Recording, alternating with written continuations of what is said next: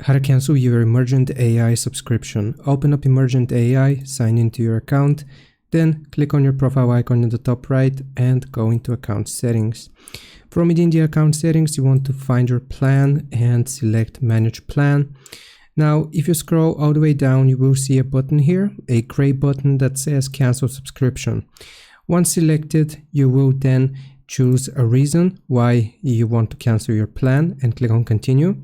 It is going to try to keep you as a member, but you can click on no thanks, cancel, and then you can confirm or share your experience. So once you click on confirm cancellation, it is then going to take you to this page and we can just select cancel subscription. And once you cancel the subscription, it is going to be available until the end of your billing period, and you can just click on cancel subscription, and that is how you cancel it. Hope this helps. Leave a like and sub. I will see you next time.